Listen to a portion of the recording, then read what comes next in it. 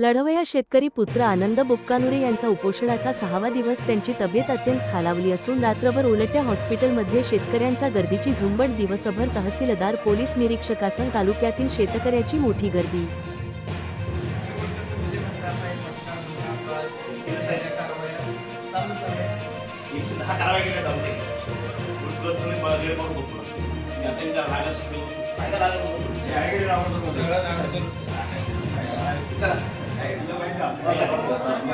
तुम्ही म्हणताय की सगळ्याकडे दाट मारली, बंद केली. आता 5 धंदे चालू असते ते, त्यातलं तुम्हाला तुम्ही दाट मारतात, तिघे चालू ठेवले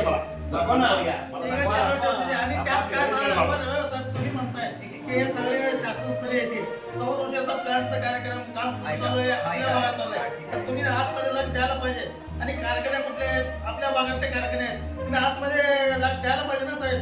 किती आता माझं स्वतःच तुम्हाला